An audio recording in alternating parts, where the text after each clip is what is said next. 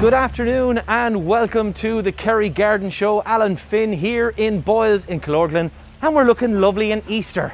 It's Easter weekend and we're here to talk to Trish and Ger. So I'll say goodbye to the bunnies and I'll head to my gardeners. Okay folks, we're here by the potting shed and it's time to join Trish for her weekly tips. Good afternoon, Trish. Hi Alan, how are you? How are you keeping this week? Not too bad. We've had a great week of it, Trish, haven't we? There's been some lovely days now. The sunshine was there and we were able to get out in the garden, Alan. In the garden, I tell you what, there's been a lot of emphasis on a lot of people's gardens. So listen, we got to get straight to the tips. They're going great every week. What have you got for us this week? Okay, like that now, I'm getting people out working again, Alan, in the garden, but it's nice to be able to do it. What I have here now is climbing roses. They're beginning to shoot out everywhere and you actually need to tie them in. With climbing roses, they won't stick to the wall themselves, so they'll either need trellis or they'll need wires run so that they have something to support them. But a little tip then is when you're tying them in, tie them in horizontally, which means out flat like that. Okay. When you do that, it actually encourages side shoots to come on. And it's them side shoots that produce the flowers, so you'll actually get more flowers. So don't tie them in like that, tie them down like that as you're going along, and you'll have lovely flowers then for the summertime. And obviously you'd need a good bit of space, so if you've got a few of them, you would need to give them a good Exactly, like if you had a long wall now and you were planting it all with roses, you'd plant them about 7 feet apart. 7 feet, yeah, about 6 to 7 feet apart, and they'll go fine at that. And you said then that horizontally will work great. Horizontally, obviously you need ones that goes up vertically as well, but majority of them, if you place them out horizontally, you'll get more flowers then during the summer. Beautiful, fantastic. Now, beside you here, we've got a lovely acer, or the common name for it is a maple, a Japanese maple. Now, these are looking fabulous at the moment. They're just coming out into leaf. They have a very, very soft leaf. Yeah. So, it's April, you'll still get frosts, so just be careful. If you purchase this, it's a fleece. Okay, so this is the woolly blanket This is the woolly blanket that the plants love, and it's no harm. All depends where you have it. You might have it in a nice sheltered spot and might need any protection, but it's no harm just to throw that over it at night time if we have a heavy frost. So that's what I was going to ask. So you literally throw it over it. Okay. Now again, like sometimes you could put bamboo canes maybe into the pot or into the ground so that the fleece is not actually touching the plant and it's just over it. Because as you said, it is quite it's quite soft and very soft. And now moment, even if they do get burnt by the frost, they'll look ugly for a while, but they will re-sprout out again. So to stop it getting burnt, just protect it with the fleece. Super. Or if you have any tender plants in the garden, maybe camellias or anything like that would be just in flower. Works for them as well. Yeah, works for them as well. Great. Also as well, now is a good time to feed them as well. It's an acer feed and it just brings on the leaf of it, because obviously the Japanese maples have no flowers, so it brings on the leaf healthier as well, and now is a good time to apply that. Because a lot of people would have them. You see them all over the place. They are beautiful, they're fabulous. Like you can plant them into pots or you can plant them directly into the ground. There's all different sizes. You can get them in green.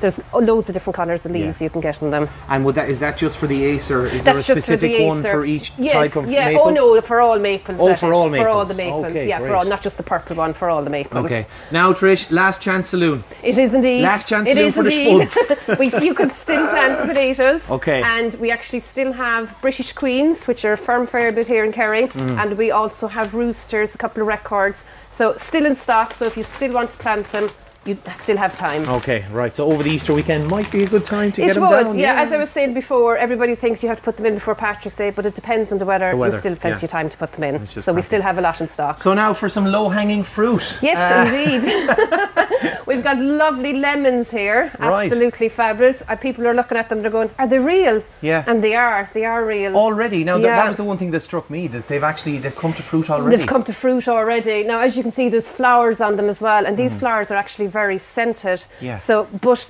positioning of lemon trees, orange trees, very, very important. Like obviously we all know they grow out far and outside, so you'd need a lovely warm place. If you had a conservatory, a glass house, ideal in it, a nice sunny spot or up against the wall where it'd have the heat of the wall, that would be a good place to plant them. And what about polytunnels? Polytunnels, yeah, exactly. Oh yeah, very same.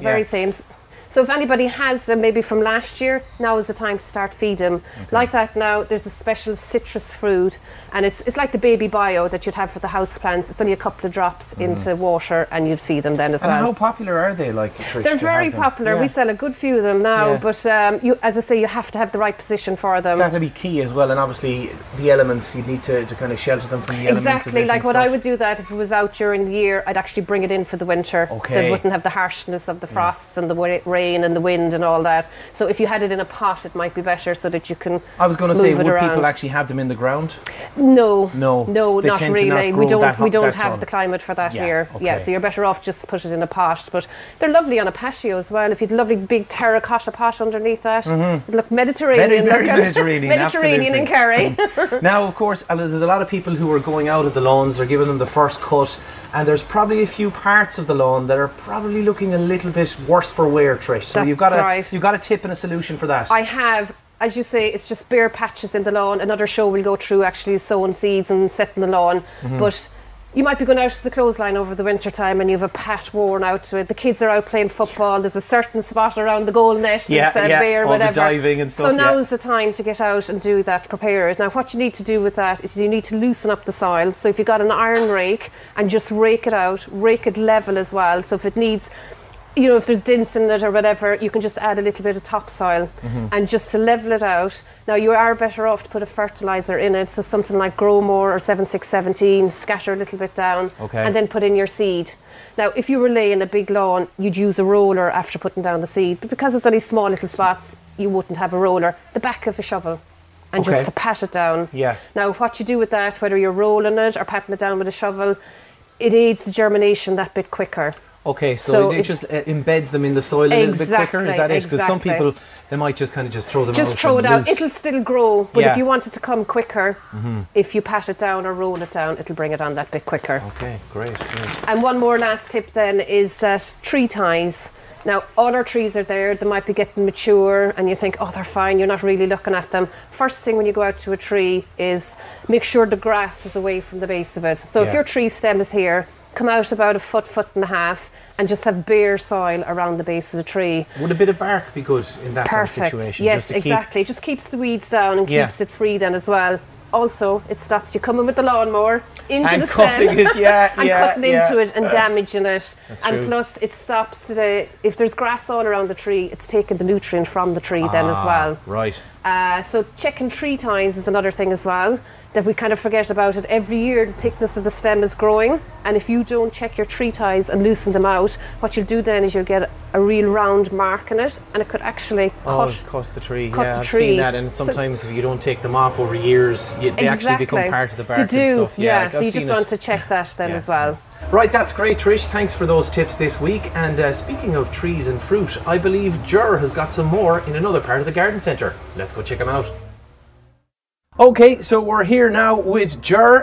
Good afternoon, Ger. How are we? Good, Alan. Weather's good. Yeah, looking forward to the Easter weekend. Yeah, loving it. And a long Easter weekend because you've got Monday off as well, haven't you? Well, Mondays are my days off anyway, so I'm not gaining too much. But yeah, no, it's nice to have but the garden centre is closed on Monday. The garden centre is closed on Monday, yeah. So we'll be open Tuesday through till Saturday again next week. And if the weather keeps up like this, I tell you what. Well, unfortunately, I think Monday, Tuesday. Stop. So we just have to. There is a risk of frost for the early part of next week. So again, just wish with people people are trying to get their hanging baskets done at the moment and window boxes. Yeah. I'd leave it alone for another at least 3 to 4 weeks. Leave it go till May. Because there's no point. There's more of consistency in the weather. You would, yeah, because if you're putting it out at the moment, you're going to be back to us buying more plants in a couple of weeks, and there's no good in that. So no, hold off to at least the last week of April, if not the first week of May. Okay.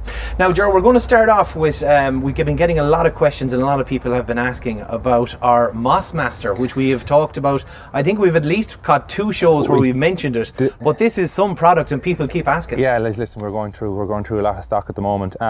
Every week we're getting questions, so again, it's the right time of the year now to put it out. It makes a massive difference. Moss has been in everyone's, it's in everyone's lawn at the moment. Mm-hmm. So we have it in stock now, and we have it in stock in our Tralee store as well. If people are, within the 5k at the moment, we have a store inside in Clash that have it as well. Mm-hmm. It's a brilliant product. We used to do the Mowbacter, but Mowbacter wasn't doing the same coverage. This one does 400 square meters, so it's you're saving a little bit in your pocket as well with it. And as well as the coverage, this one doesn't turn the grass, the moss black, which is the big difference, isn't it? It is brilliant. So no raking. Greens up the lawn. Stop. Doesn't brown it or doesn't blacken it. It is brilliant. Music to a gardener's ears, George. Well, if you've got a lot of moss. If you don't want a good workout, it is definitely the one. So listen, the temperatures are up, like we were telling people all along, just to hold back. Maybe Monday, Tuesday next week, leave it, but after that then it's time to get at it. It's good to go. Now, with obviously say the different changing weather and stuff like that, and I know we've spoken about it, we're going to talk about roses and spraying roses, because it's a real good time for doing that at the moment. Unfortunately, it's a good thing. All the roses are coming into leaf now. So people have been feeding, they haven't cut back now. So the next step is start to spray every 2 weeks. Like we have the rose clear. It'll prevent the green fly. It'll do the black fly. It'll do the black spot. Like if you don't want to go down the chemical line, you can always use the soddy water from the. Oh yes, we spoke about that last year. You know, doing your dishes. That'll work, but it doesn't give it a long-term effect. Okay. So with this, you wouldn't want to put it out in the heat of the day. Let's say Thursday, Friday now last week. If you were putting it out in them 2 days in the middle of the day, it would scorch the leaves. Ideally, evening time is kind of the evening time or first thing in the morning. First thing. So when you're doing it, like you'll always see the green fly kind of on the top of the tips. Okay. If you see one, within a week you'll see dozens. Okay. Like they do multiply fast, very especially if it gets if the weather gets quite warm. Yeah. So with it, in the evening time, give the bottle a good shake before you use it, and just give it a good squirt. Then try to get under all the leaves as well, because they'll hide under there. They will hide. So give it a good dosing, and that should keep your black spot away, and it should keep the green fly away as well. Okay, great. And with the roses again, we keep saying it. Keep feeding. Keep feeding. The more you feed, the better the quality of rose, and keep the chicken manure off it. Try and get the rose food on it, because you don't want to be driving on a lot of growth. You want a consistent plant. So with the rose food, you're getting the magnesium and you're getting the potassium as well to drive on the flowering. Okay, great stuff. All right, so we've got a lot of other interesting things here. We're going to delve into some fruit, are we? Yeah. So no, we'll attack the fruit.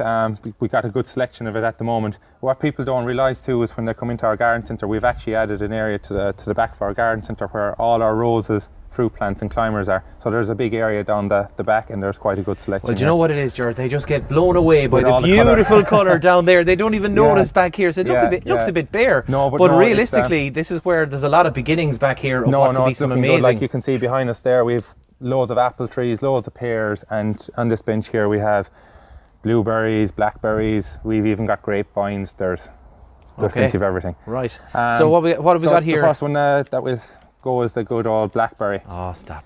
The advantage with this one is you can pull it anywhere you want. There's no thorns. It's a thornless black. Oh, good God. That is the one thing, because if there's one thing I remember from my childhood, it's getting so many little cuts you literally from them. can grab it anywhere you want. No thorns at all. Brilliant.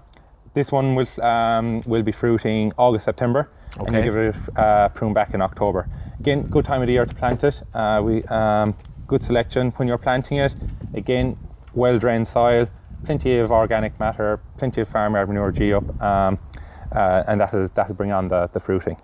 After that, then we have the blueberry. The blueberry again is everyone seems to want it in their garden at the moment. Yeah. There's I think there's been a big health push behind blueberries. Yeah. It's a superfood. It is a superfood. More and more people are eating it, and now people want to grow it. Yeah. Listen, it is a tricky one to grow. Okay. They do require a good. They like peaty, boggy soil. The more acidic the soil is, the better for the plant. Okay. Like if you're in a limey area and you're just putting it into the ground, it's not going to do. Okay. So you can put it into pots. You can build your raised veggie boxes and fill it up with ericaceous compost, your brown golds, and that'll keep it happy. And how is it with the weather and everything here? It's a good hardy plant, but just the soil requirements are very, very key particular. Yeah, it's a very, very particular plant. So would it be a high maintenance one? I guess really. If you do it right first day, it's not. You'll benefit.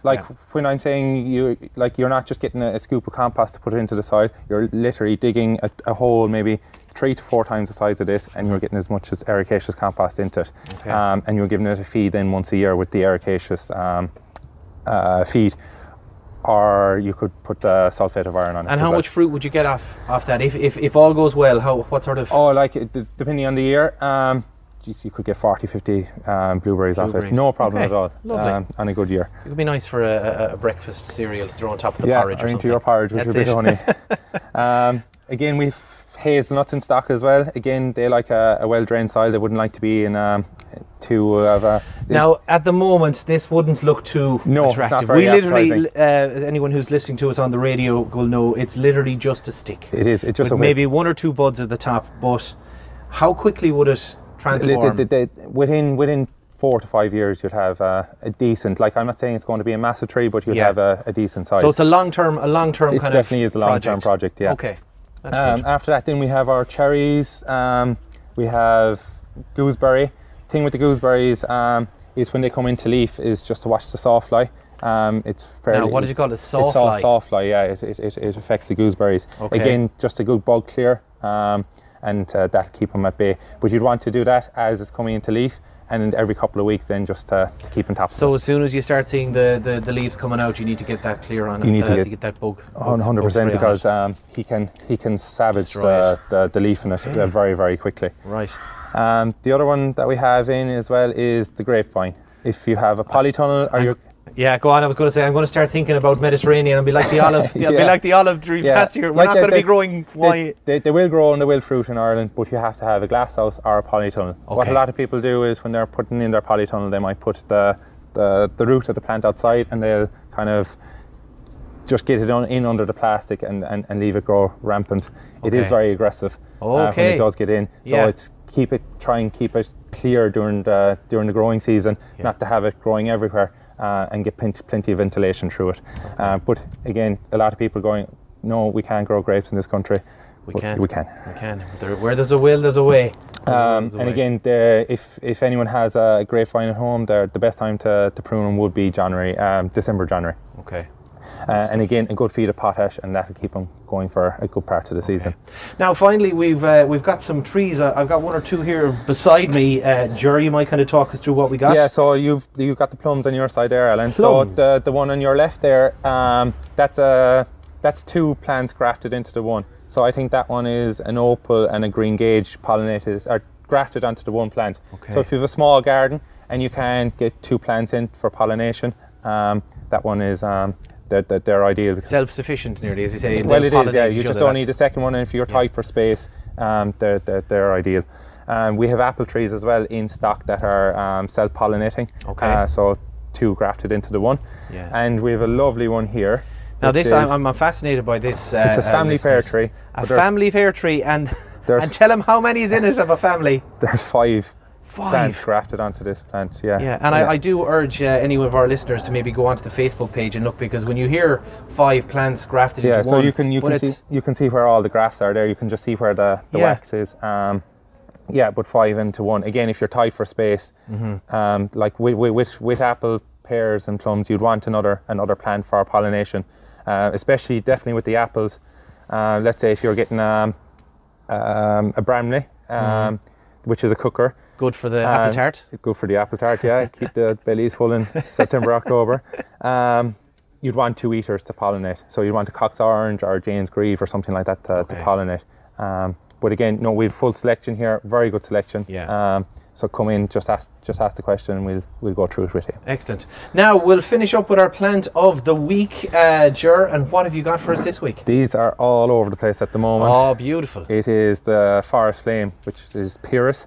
Comes out in the lovely red foliage this time of the year, and has a lovely white flower as well.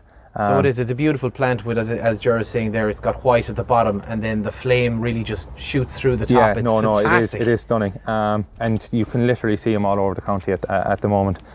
This one is the forest flame. We have this one grow to about 6 feet. You can keep it pruned back, but we have other varieties as well. We have Mountain Fire, which grows to 1 metre high, and we have Little Heat, which is the miniature one. It only grows to about 2 foot, 2.5 foot. which is a nice one. The bees love it this time of year. The bees love it as well. Fantastic. And we always like to help out the bees in the garden. And just with the fruit trees again, we have the superphosphate as well. If you give it a good feed now and a feed in October, that'll keep the blossoms going for the year. Brilliant. Listen, Ger, thanks very much. Another jam-packed show. Literally, we could make jam out of some of the articles we talked. But thanks again for all your help this week. And listen, have a nice Easter weekend. Will do. Thanks very much, ladies and gentlemen. That is the garden show for this week. For myself, Alan, Ger, and Trish here in Boyles, Killorglin. We'll talk to you next week, and have a nice Easter.